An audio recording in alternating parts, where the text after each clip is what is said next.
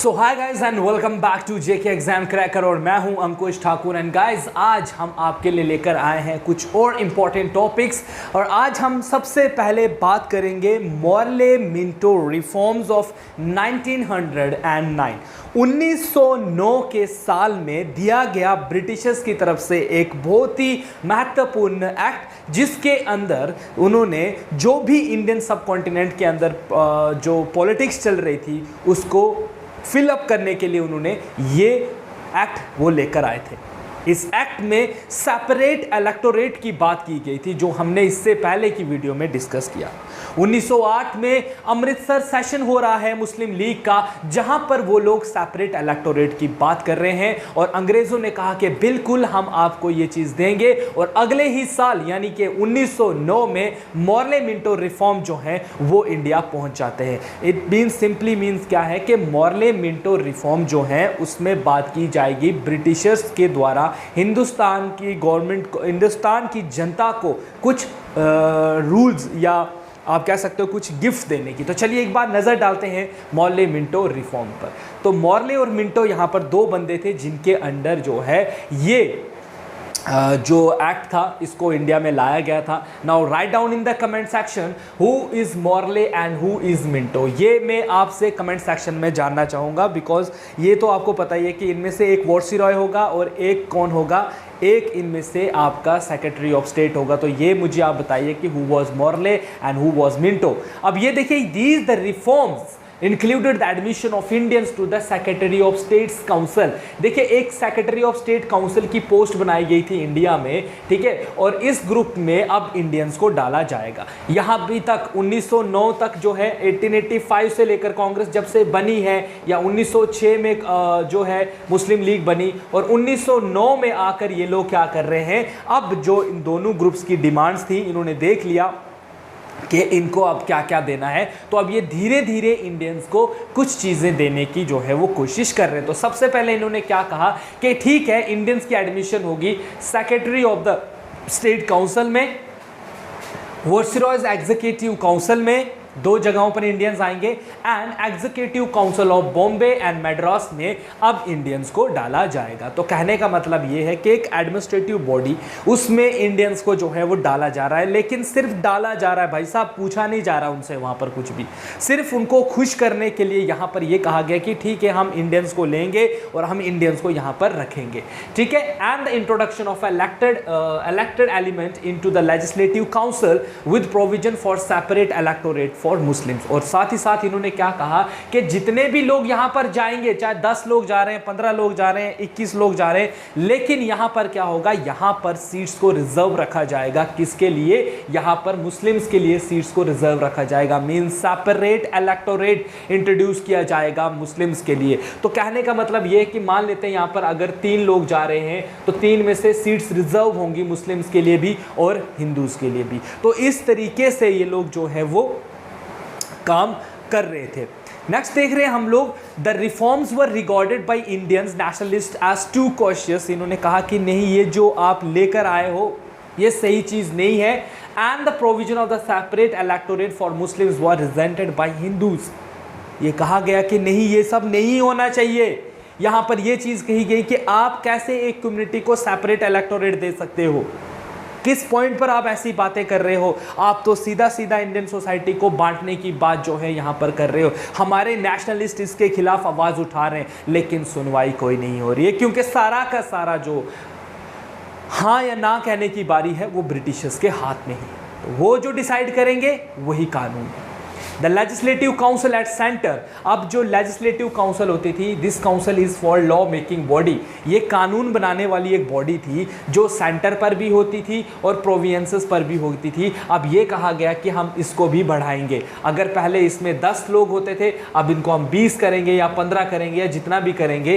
ये मतलब उन्होंने सिंपल कहा कि हम सेंट्रल लेजिस्लेटिव काउंसिल को भी और स्टेट लेवल काउंसिल प्रोविनेंस होते हैं, प्रोविनेंसेस के ऊपर जो होंगे, जो ब्रिटिश प्रोविनेंस उस टाइम पर हुआ करते थे, कुछ तो प्रिंसली स्टेट्स थी। अब यहाँ पर आपको एक चीज़ याद रखनी है कि इंडिया इस टाइम पर जब ब्रिटिशर्स का रूल इंडिया में होता था ना तो इंडियंस के अंदर 2 चीज़ें होती थी। एक होती थी प्रिंसली स्टेट्स जहाँ कोई राजा अपॉइंट किया गया होता था वो रूल कर रहा है, और दूसरा है प्रोविंसेस जो डायरेक्ट किसके अंडर है, डायरेक्ट वो एरिया जो डायरेक्ट ब्रिटिशर्स के अंडर है, ठीक है। तो इन्होंने कहा कि चलो यहां से तो कोई इलेक्शन नहीं होंगे, क्योंकि यहां पर ऑलरेडी गवर्नमेंट, कौन सी गवर्नमेंट चल रही है, मोनारिकल गवर्नमेंट चल रही है, और मोनारिकल गवर्नमेंट में राजा अपनी मर्जी से किसी को भेजेगा। लेकिन हम बात करेंगे प्रोविनेंसेस की, तो प्रोविनेंसेस से इलेक्शंस होंगे, इलेक्शन से जो भी निकल कर रिजल्ट जो सामने आएगा उसमें से जो भी सीट्स यहां पर होंगी उनमें रिप्रेजेंटेशन होगी, उसमें जो है सीट्स रिजर्व होंगी, इस तरीके से काम जो है वो चलेगा। तो देख रहे हो कितना कॉम्प्लिकेटेड था। आज की तरह नहीं कि आज सिंपल हमें पता कि हाँ एक स्टेट से इतने लोग आएंगे, उस स्टेट से इतने आ रहे हैं, फलानी स्टेट से उतने आ रहे हैं, फलानी से स्टेट है। लेकिन यहाँ पर आज ऐसा तो नहीं है ना कि कोई स्टेट राजा के अंडर है, कोई नहीं। आज सब डेमोक्रेटिक फॉर्म ऑफ गवर्नमेंट है यहाँ पर, और हर स्टेट जो है वो इक्वल पॉइंट ऑफ व्यू से गवर्न होती है। यहाँ पर देखिए, the act increase the maximum additional membership of the Imperial Legislative council from 16 to 60 हो गए भाई साहब। अब इन्होंने जो इंपीरियल लेजिस्लेटिव काउंसिल थी उसको भी बढ़ा दिया, उसके मेंबर्स को 16 थे पहले, अब उन्होंने 60 कर दिए, ठीक है। उसके बाद देखिए, legislative council at the centre and the provinces were to have 4 categories of members as follows. इन्होंने इसमें 4 मेंबर्स को इन्होंने कहा कि जो लेजिस्लेटिव काउंसिल होगी, चाहे मैं सेंटर की बात करूं चाहे मैं प्रोविनेंसेस की बात करूं, इन पर क्या होगा, 4 कैटेगरी के मेंबर होंगे। कौन कौन से? एक्स ऑफिशियो मेंबर होगा इसमें, governor general and the member of the executive council. क्या कहा, एक गवर्नर होगा और उसके अंडर होंगे, मान लेते हैं ये क्या है, ये गवर्नर जो है, इसके साथ कौन होंगे, एक एग्जीक्यूटिव काउंसिल होगी। वो एग्जीक्यूटिव काउंसिल क्या करेगी, इससे मतलब गवर्नर से कांटेक्ट में रहेगी। जैसे आज हमारे होता है ना प्राइम मिनिस्टर, और प्राइम मिनिस्टर के साथ होता है council of ministers, kind of वैसे ही प्रोसेस यहाँ पर होगा। नॉमिनेटेड ऑफिशियल मेंबर्स होंगे, यहाँ पर देखिए कुछ मेंबर्स को नॉमिनेट किया जाएगा, और नॉमिनेट कहाँ से होंगे वो लोग, ये नॉमिनेट होंगे government official who were nominated by the governor general, और जिनको नॉमिनेट करेगा गवर्नर जनरल, ठीक है। जैसे आज प्रेसिडेंट करता है ना नॉमिनेट, कहीं पर वो 12 मेंबर्स को नॉमिनेट कर रहा है, कहीं पर वो 2 मेंबर्स को नॉमिनेट कर रहा है प्रेसिडेंट, है ना। वैसे ही गाइज यहाँ पर इन्होंने कहा कि गवर्नमेंट ऑफिशियल्स होंगे, ठीक है। अब यहाँ पर देखिए डेमोक्रेटिक फॉर्म ऑफ गवर्नमेंट नहीं है, इसलिए यहाँ पर सारी की सारी पावर गवर्नर जनरल के पास होगी। गवर्नर जनरल विल डिसाइड के कौन कौन से मेंबर्स को मैं नॉमिनेट करूंगा, और दूसरे होंगे नॉमिनेटेड नॉन ऑफिशियल मेंबर्स, जिनको भी गवर्नर जनरल करेगा but were not government officials, जो गवर्नमेंट ऑफिशियल्स नहीं होंगे। तो इसमें क्या है, गवर्नमेंट ऑफिसर्स को भी रखा जा रहा है, नॉन गवर्नमेंट ऑफिसर्स को भी रखा जा रहा है, बाकी मेंबर्स को भी जोड़ा जा रहा है। और elected members of the different categories of Indians, और अलग अलग कैटेगरीज ऑफ इंडियंस को इसमें रखा जा रहा है। देखिए ये यहां पर क्यों हो रहा है, क्योंकि अगर हम बात करें यहाँ पर बात किस चीज़ की हो रही है, यहाँ पर बात हो रही, देखिए जब भी हम लोग बात करते हैं गवर्नमेंट की, ठीक है, तो हर कोई गवर्नमेंट जो होती है ना दोस्तों, तो उसके 3 ऑर्गन्स होते हैं, ये आपको पता होना चाहिए। First is legislature, next is executive and third one is judiciary, ठीक है। ये आज के टाइम की हम बात कर रहे हैं, ठीक है। अब जब ब्रिटिशर्स की अगर हम बात करें तो ब्रिटिशर्स के पास ये एक अलग सिस्टम था, और ये 2 उन्होंने एक ही बंदे को दिए हुए हैं। अब जो एग्जीक्यूटिव काउंसिल होती है, देखो इसको अगर हम देखें तो इसका काम होता है लॉ मेकिंग, ये लॉ बनाती है, इसका काम है लॉ बनाना, इसका काम है लॉ को इम्प्लीमेंट करना, ठीक है, लॉ इम्प्लीमेंटिंग, ठीक है, लॉ इम्प्लीमेंटिंग बॉडी है ये, और ये होती है लॉ चेकिंग बॉडी। चलो इसको हम ब्रिटिशर्स के टाइम पर नहीं देखते हैं। अब यहाँ पर बात क्या हो रही है कि इसमें भी इंडियंस को बढ़ाया जाएगा, साथ ही साथ यहाँ पर जो एग्जीक्यूटिव काउंसिल है, एग्जीक्यूटिव काउंसिल में हम लोग सबको रखेंगे। क्यों? क्योंकि यहाँ पर इन्होंने कहा कि हम लोग सबको रखकर क्या करने की कोशिश कर रहे हैं, इक्वालिटी को प्रमोट करने की बात कर रहे हैं। हम चाहते हैं कि हर किसी की रिप्रेजेंटेशन इक्वल बेसिस पर हो, इसलिए हम इसको यहाँ पर ये सब करने की कोशिश कर रहे हैं, ठीक है। तो इसलिए इन्होंने यहाँ पर क्या different Indian category, different categories के जो इंडियंस हैं, चाहे वो हिंदू है, मुस्लिम है, सिख है, ईसाई है, काइंड ऑफ जो भी रिप्रेजेंटेशन है वो देना स्टार्ट कर दी थी। Elected members were elected indirectly, और यहाँ पर जो भी इसके मेंबर्स होंगे वो सारे के सारे क्या होंगे, इलेक्टेड इनडायरेक्टली इलेक्टेड होंगे। Indians were given membership to the Imperial Legislative Council for the first time, और पहली बार यहाँ पर इंडियंस को कहा गया कि ठीक है, इंडियंस को जो है इंपीरियल लेजिस्लेटिव काउंसिल जो है, मींस जो लॉ मेकिंग बॉडी होगी उस टाइम पर, जो लॉ बनाती थी उस टाइम पर, वहाँ पर अब इंडियंस को भी डाला जाएगा। ठीक है, और introduce separate electorate for Muslim. और यहाँ पर एक और आपने चीज़ याद रखनी कि 1909 का जो एक्ट है उसमें पहली बार बात की गई थी सेपरेट इलेक्टोरेट की। और यहाँ पर देखिए सम कॉन्स्टिट्यूंसीज जो है उनको अनमॉक कर दिया गया मुस्लिम्स के लिए, रिजर्व कर दिया गया मुस्लिम्स के लिए, and only Muslim could vote their representative, जहाँ पर सिर्फ मुस्लिम ही वोट डाल सकते हैं। जैसा आज के टाइम पर हम देखते हैं कि आज के टाइम पर हम क्या कर रहे होते हैं, जैसे आज का अगर आप पॉलिटिकल सिस्टम पढ़ो या इलेक्शन सिस्टम पढ़ो तो हमने बहुत सारी कॉन्स्टिट्यूंसीज को रिजर्व रखा हुआ है। आज हम लोग वुमेन रिजर्वेशन कर रहे हैं, एसटी रिजर्वेशन कर रहे हैं, एससी रिजर्वेशन कर रहे हैं। क्यों? क्योंकि these are consider as the lower section of society, या ये वो लोग हैं जो काफ़ी लंबे समय से एक्सप्लॉइट हुए हैं, जिनकी जो रेस्ट ऑफ द सोसाइटी से compete नहीं कर पा रहे हैं। तो हम चाहते हैं कि ये लोग कहीं अपने आप को एलिनेट ना समझें या अपने आप को ऐसा ना फील करें कि ये सोसाइटी का पार्ट नहीं है, और ये मतलब खुद को एक अलग पॉइंट ऑफ व्यू से ना कंसिडर करना स्टार्ट करें। इसलिए हम इनको अपलिफ्टमेंट देने की बात कर रहे हैं, हम इनको उठाने की बात जो है वो कर रहे हैं। ये लोग भी जो है वो अपने पॉलिटिकल सिस्टम को समझें। तो यहाँ पर जो है मुस्लिम्स को रिप्रेजेंटेशन दी जा रही है। साथ ही साथ जो है यहाँ पर देखिए सत्येंद्र पी सिन्हा, ठीक है, SP Sinha was appointed the first Indian member to the Viceroy Executive Council। Very important point पर क्वेश्चन पूछा जाता है कि बताइए पहले इंडियन जिनको Viceroy एग्जीक्यूटिव काउंसिल के लिए इलेक्ट किया गया था उनका क्या नाम था? तो उनका नाम था सत्येंद्र नाथ सिन्हा। तो देख रहे हो आप लोग कितना इंपॉर्टेंट एक्ट था 1909 वाला, जिसमें इंडियंस को सबसे पहले एडमिशन्स मिली, लॉ मेकिंग बॉडी में भी, लॉ इंप्लीमेंटिंग बॉडी में भी, साथ ही साथ इंपीरियल लेजिस्लेटिव काउंसिल में इंडियंस को एंट्री मिली। लेकिन जो सबसे इंपॉर्टेंट चीज़ इसमें याद रखने वाली थी वो ये थी कि यहाँ पर हिंदू और मुस्लिम्स को विभाजन देखा गया। क्यों? क्योंकि यहाँ पर इन्होंने मुस्लिम्स को सेपरेट इलेक्टोरेट दे दिया, कह दिया कि भाई साहब ठीक है आपको सेपरेट इलेक्टोरेट मिलेगा, जो नहीं होना चाहिए था। अगर ये ऐसा नहीं करते तो शायद हमारी मूवमेंट्स और ज़्यादा तेज़ हो जाती। तो इन्होंने मूवमेंट्स भी हमारी जो है यहाँ पे कंट्रोल में लाई गई। तो अब देखिए ये सब सिनेरियो चल रहा है और हम लोग 1909 से सीधा 1911 के टाइम पर आते हैं। और 1911 के टाइम पर एक बहुत ही बड़ा इंसिडेंट इंडिया में, या एक बहुत ही बड़ा आप कह सकते हो उस टाइम पर एक मतलब डिसीजन लिया गया कि हम लोग क्या करेंगे, हम लोग जो हैं वो दिल्ली दरबार सेट करेंगे। दिल्ली दरबार एक्चुअली में सेट क्यों हुआ था? तो दिल्ली दरबार इसलिए सेट हुआ था कि किंग जो थे इंग्लैंड के और जो उनकी रानी थी उनको जो है उनका क्या बोलते हैं लंदन में उनको जो है दोबारा से मतलब कह सकते हो आपकी वो इंडिया घूमने भी आए थे, और साथ ही साथ इनको वहाँ पर एक नया राजा रानी जो है वो मिल गया था। तो उन्होंने उनको जो है मतलब लोग मतलब वो देखने आए थे इंडिया की, बेसिकली इंडिया में क्या है एंड क्या दे। तो इसके लिए दिल्ली दरबार जो है वो सजाया गया था। अब दिल्ली दरबार ये तो आपसे एग्जाम में पूछेगा नहीं ना कि दिल्ली दरबार क्यों सजाया गया था। तो बस हाँ, इसमें आपने दो चीज़ें याद रखनी है कि एक, दिल्ली दरबार के टाइम पर कैपिटल शिफ्ट हुआ है फ्रॉम कोलकाता से दिल्ली 1911 में। याद रखना 1911 में दिल्ली दरबार सजाया गया था, सिर्फ इसलिए कि आपको याद रखना है कि कैपिटल शिफ्टमेंट हुई थी इस टाइम पर, कहाँ से? कोलकाता से दिल्ली। और दूसरा कि यहाँ पर पार्टीशन ऑफ बंगाल को कैंसिल करने की बात करी गई थी। बस इसके अलावा बाकी जो भी इसमें हुआ है वो सब एक स्टोरी है और आपने उस स्टोरी को याद रखना है। तो चलिए एक बार नज़र डालते हैं क्या हुआ था।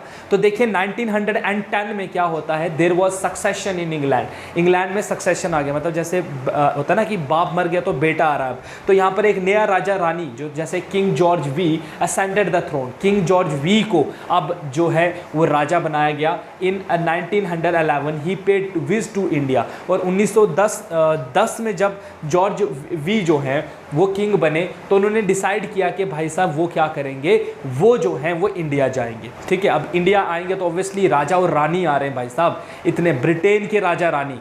सोच रहे हो आप लोग, जिनकी कॉलोनी हम थे तो हमारे भी राजा रानी ही हुए वो उस टाइम के। तो हमारे राजा रानी उस टाइम पर जो है वो कहाँ आ रहे हैं, इंडिया आ रहे हैं। ठीक है, सो एक दरबार जो है वो हेल्ड किया गया to commemorate to coronation of the king George V and queen Mary as the emperor and empress of the India.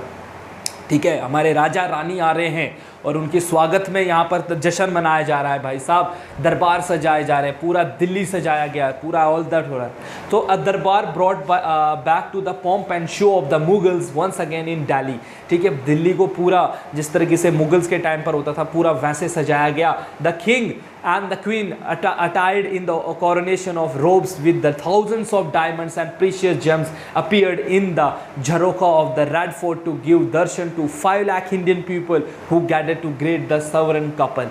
देखिए लोग यहाँ पर 5 लाख से भी ज़्यादा लोग इनके दर्शन के लिए दिल्ली आए हुए थे। झरोका याद होगा आपको, मुगल टाइम पर ये एक परंपरा होती थी कि राजा हमेशा क्या करता था, अब झरोखे से अपने लोगों के साथ मिलता था, उनकी परेशानियाँ सुनता था।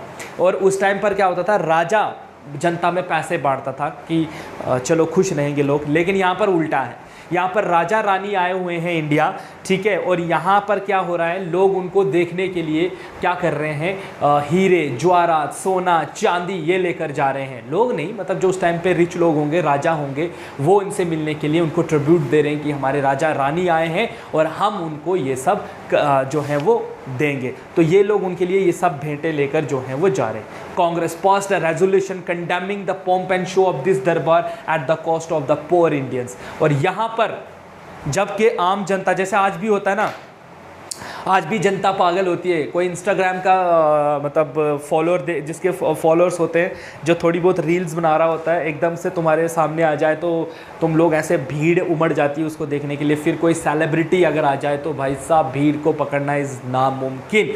तो यहाँ पर भाई साहब इंडियंस, हो सकता है बहुत सारे इंडियंस तो शौक के लिए जा रहे होंगे कि भाई कोई राजा रानी आए हैं तो लोग इसके लिए भी देखने। लेकिन INC एक ऐसी ऑर्गेनाइजेशन है जो उस टाइम पर कह रही है कि भाई साहब मत जाओ इनको देखने, बाइकआउट करो इनका। ये ऐसे ही है, मतलब राजा रानी आए तो फिर क्या होना है, हम थोड़ी है। तो देखो कितने इंटेलेक्चुअल लोग थे वो, मतलब एडवांस थे, पूरी जनता से एडवांस है, जो कह रहे हैं कि तुम क्या देखने जा रहे हो भाई, छोड़ो उनको रहने दो, कंडेम करो उनके इस लाइट पॉम्प शो को, ये क्या है इधर ऐसे लाइट लूट्स लगाई हुई हैं। तो बोलता है नहीं जाओ। तो ये पूरी जनता की तरफ से ये लोग जो हैं वो अकेले बोल रहे हैं कि नहीं जाएंगे वहाँ देखने। लेकिन जनता तो जनता है, जनता तो जाएगी क्योंकि राजा रानी आए हैं, ठीक है। इन दिस दरबार, अब इस दरबार में king declared the capital of India will be transferred from Calcutta to Delhi. अब यहाँ पर इन्होंने क्या कहा कि इन्होंने कहा कि भाई साहब हम लोग यहाँ पर कलकत्ता से दिल्ली अपनी ट्रांसफ़र करेंगे कैपिटल। इसलिए मैं यहाँ पर डेट भी लिख देता हूँ 1911, याद रख लेना। 1911 के टाइम पर हमारी कैपिटल ट्रांसफ़र हुई थी, कहाँ से, कोलकाता से जम्मू। हालांकि कलकत्ता जो है वो ऑलरेडी क्या था, देखो कलकत्ता में हो क्या रहा था, जब कलकत्ता का विभाजन हुआ ना तो कलकत्ता के 2 हिस्से बने, ईस्ट बंगाल वेस्ट बंगाल, ठीक है। This one is west, this is one is East Bengal. अब जब इन्होंने 1911 में ही कहा कि हम इसको जोड़ देते हैं, लेकिन जब जोड़ा गया तो पहले क्या हुआ था, जब इसको बनाया गया तो इसको ढाका इसकी कैपिटल बनाई गई, इसकी कोलकाता ही रखी गई, मतलब कलकत्ता इसकी कैपिटल थी। अब यहाँ पर ना कैपिटल को लेकर बात छिड़ गई कि कैपिटल कहाँ रखोगे, अगर आप पार्टीशन ऑफ बंगाल जो है वो कैंसिल कर रहे हो तो आप कैपिटल कहाँ रखोगे। तो इन्होंने कहा कि नहीं, हम कैपिटल वहीं पर रखेंगे जहाँ पर थी। लेकिन यहाँ से मुस्लिम लीग ने कहा कि नहीं, वी सपोर्ट, हम लोगों को अब जो होना था वो हो गया है, अब कुछ नहीं हो सकता, कोई पार्टीशन को कैंसिल नहीं करना है, जो है तो वो है। हालांकि इन्होंने कहा भी कि हम कैंसिल करते हैं, लेकिन उसके करने का कोई फ़ायदा नहीं था। तो यहाँ पर कैपिटल को लेकर जो है इशू स्टार्ट हो गया। तो इन्होंने कहा भाड़ में जाओ, तुम लड़ते रहो, और इन्होंने शिफ्ट कर दी अपनी सारी कैपिटल कहाँ, दिल्ली गाइस, क्योंकि दिल्ली इनके लिए एक ऑलरेडी एक बहुत अच्छी जगह थी, ठीक है। सो इन्होंने क्या कर दिया, वहाँ पर अपनी कैपिटल शिफ्ट कर दी। तो एक सबसे बड़ा डिसीजन यहाँ पर ये लिया गया। दूसरा यहाँ पर किया गया राजा के द्वारा के पार्टीशन ऑफ बंगाल को जो है वो कैंसिल करने की बात कर दी गई कि हाँ ठीक है, आप लोगों की डिमांड थी कि हम जो है यहाँ पर पार्टीशन ऑफ बंगाल जो है वो होना चाहिए, तो ठीक है हम इन दोनों डिमांड्स को आपकी ठीक करते हैं। तो इन्होंने क्या कर दिया, देखो दोनों डिमांड्स को जो है हमारी पूरी कर दिया। तो भाई साहब बहुत ही अच्छा डिसीजन। देखिए यहाँ पर आपको पता होना चाहिए कि क्या क्या डिसीजन यहाँ पर लिए गए थे। तो 2 डिसीजन आपने याद रखने हैं, एक कैपिटल ट्रांसफर हुआ, दूसरा यहाँ पर पार्टीशन ऑफ बंगाल को कैंसिल करने की बात हुई। This was a strike change, ये एक स्ट्राइकिंग चेंज पॉइंट था। In the same year another census of India was carried out, और इस साल ही 1911 में जो है सेंसस ऑफ इंडिया भी करवाया गया था, ठीक है, पॉपुलेशन को काउंट भी किया गया था। अब बात आ रही है 23 ऑफ दिसंबर 1912 की। 1912 का टाइम था। A bomb was thrown at the viceroy Lord Hardinge when his procession was moving from Chandni Chowk. तो यहाँ पर क्या होता है, मतलब इस दिल्ली दरबार के साथ एक इम्पोर्टेंट इंसिडेंट को जोड़ा जाता है। बेसिकली यहाँ पर क्या हुआ था, एक बॉम्ब जो है वो फेंका गया था। किसके ऊपर? लॉर्ड हैडिंज के द्वारा। Lord he was the viceroy of that time, Lord Hardinge. और लॉर्ड हैडिंज के टाइम पर इन्होंने क्या कर दिया था, एक बॉम्ब जो है वो फेंका था इनके ऊपर जब ये चांदनी चौक से गुजर रहे थे। Viceroy bounded in the attempt, इसमें जो वायसरॉय थे उनको काफ़ी ज़्यादा जख्म हुए, बट हिज महावत दैट इज जो उसके हाथी चलाने वाला होता है, driver of the keeper of the elephant was killed. तो इसमें मतलब जो है इनके ड्राइवर और साथ ही साथ इनका जो हाथी था वो मारा गया। The government strengthened its effort to destroy the underground activities. ठीक है, Ras Bihari Ghosh went underground and successfully fled to Japan, where he lived till he died in few years of before the conclusion of the Second World War. Before fleeing to Japan, he involved in the Ghadar conspiracy. ठीक है, ये गदर conspiracy में involve था। ठीक है, अच्छा गदर इन conspiracy क्या थी? गदर कॉन्स्पिरेसी थी यही जो इन्होंने बॉम्ब अटैक किया था। तो देखिए हमारे इंडियन सोसाइटी में एक ग्रुप ऐसा भी था, इनको हम कहते हैं रेवोल्यूशनरी ग्रुप्स। इनका ये मानना था कि भाई साहब अंग्रेज़ हैं बहरे, इनको सुनाई नहीं देता, इनसे जो डिमांड करो, जैसे भगत सिंह आ गया, सुखदेव, राजगुरु, ठीक है, ये सब जो लोग होंगे दीज आर कॉल्ड रेवोल्यूशनरीज, और ये टोटली बिलीव करते थे रेवोल्यूशन में। इनका मानना था कि अगर अपने हक के लिए बंदूक भी उठानी पड़े तो घबराना नहीं है भाई साहब, तो उठाओ बंदूक। जैसे आज के टाइम पर भी तुम देखते हो कि कितने सारी जो गवर्नमेंट हैं, हमारे देश की गवर्नमेंट में देख लो कितने सारे लोग जो हैं वो गन उठाकर बैठे हुए हैं, जिनको ये नक्सलाइट है, जो हमारे कश्मीर का टेररिज्म है, तो ये सब क्या है? These are the threats to the government, है ना। हमारे खुद के लोग हैं और खुद के लोग ही जो है हमारी गवर्नमेंट के खिलाफ बंदूक उठाकर खड़े हैं। क्यों है? क्योंकि उनको गवर्नमेंट की बनाई हुई पॉलिसीज़ पसंद नहीं, उनको ऐसा लगता है कि ये गवर्नमेंट जो है वो रिप्रेसिव है, हमें दबाने की कोशिश कर रही है एंड ऑल दैट। तो यही आइडिया यहाँ पर जो है सर्कुलेट हो रहा है। वैसे ही ब्रिटिशर्स के टाइम पर भी कुछ लोगों का ऐसा मानना था कि ब्रिटिशर्स जो हैं ये हमारी सुनने वाले तो है नहीं, इसलिए उन लोगों ने क्या कर दिया था, रेवोल्यूशनरी काइंड ऑफ एक्टिविटीज़ करना स्टार्ट कर दिया था। उनका मानना था कि बम मारो, गोली मारो, ब्रिटिशर्स के दिल में खौफ पैदा करो। जब तक तुम उनके दिल में खौफ पैदा नहीं करोगे, ये तुम्हारी नीड्स जो है वो पूरी नहीं करेंगे, ना ही तुम्हारी डिमांड्स को सुनेंगे। तो देखो यहाँ पर जैसे रस बिहारी घोष ने प्लान किया कि वो बम गिरा देंगे लॉर्ड हैडिंज के ऊपर, और इस इंसिडेंट को नाम दिया गया था गदर कॉन्स्पिरेसी। अब यहाँ पर इन्होंने बम फेंक दिया, वहाँ पर लॉर्ड हैडिंज जख्मी हो गए, तो गवर्नमेंट की क्या पॉलिसी होगी? अब गवर्नमेंट तो यही बोलेगी ना कि ढूंढो भाई साहब किसने किया। तो यहाँ से क्या हो गया, यहाँ से एक रेवोल्यूशनरी ऑर्गेनाइजेशन के बारे में पता चला जो काफ़ी ज़्यादा एक्टिव थी, जिनको ब्रिटिशर्स ने अपनी बुक्स में मिलिटेंट ऑर्गेनाइजेशन का नाम दिया हुआ है, जिन्होंने कहा कि ये मिलिटेंट्स हैं और इन्होंने जो है जिस तरीके से गवर्नमेंट को ये तंग कर रहे हैं, इनके खिलाफ गवर्नमेंट ने फिर बहुत सारी स्ट्रिक्ट एक्शंस लेना स्टार्ट कर दिए। जैसे अगर हम देखें तो ये जो ट्रायल हुआ था, दिल्ली कॉन्स्पिरेसी केस हुआ था जिसमें लॉर्ड हैडिंज के ऊपर अटैक हुआ, ठीक है, इसमें Basant Kumar Biswas, Amir Chand and Awadh Bihari were convicted हुए एंड एग्जीक्यूटेड। इन सबको जेल हुई। हालांकि इसमें रस बिहारी घोष का भी जो है वो हाथ था, लेकिन रस बिहारी घोष भागने में कामयाब रहे। वो चले गए जापान में, उन्होंने जाकर वहाँ की सिटीजनशिप ली और वहाँ पर जाकर वो फिर मतलब 1939 तक वहाँ तक रहे। वो सेकेंड वर्ल्ड वॉर टाइम जब चल रहा था, और इन्हीं के आइडिया से जो है हमारी इंडियन नेशनल आर्मी बनी, फिर सुभाष चंद्र बोस ने उसको ज्वाइन किया एंड ऑल दैट, वो हम आगे जाकर पढ़ने वाले हैं। तो याद रखिएगा दिल्ली कॉन्स्पिरेसी केस में क्या हुआ था। अगर आपसे एग्जाम में पूछा जाए कि दिल्ली कॉन्स्पिरेसी केस क्या था भाई साहब, तो दिल्ली कॉन्स्पिरेसी केस आपने लॉर्ड हैडिंज वाला बॉम्ब केस याद रखना है, जिसमें कौन मरा था, हाथी मरा था, और हाथी पे जो चलाने वाला ड्राइवर था। किस लिए, किसने ये किया था? तो यहाँ पर कुछ लोग हैं जिनको इसके लिए सज़ा भी मिली थी। तो this is all about guys for Indian national movements. और यहाँ से आगे का जो आपका सफ़र है, अब हिस्ट्री टर्न लेने वाली है एक नए फेज में, जिसको हम कहते हैं द गांधीयन एरा। अब यहाँ पर गांधी जी की एंट्री होने वाली है, बिकॉज गांधी जी की एंट्री 1915 में इंडिया में हो चुकी थी, और गांधी जी किस तरीके से अब यहाँ पर इंडियन नेशनल मूवमेंट्स का फेज़ 2 जो है वो चलाएंगे, किस तरीके से वो हिंदुस्तान को एक नई राह दिखाकर जो है उसको आज़ाद करवाएंगे, ये हम अपकमिंग वीडियोज़ में पढ़ने वाले हैं। अब आपको MCQs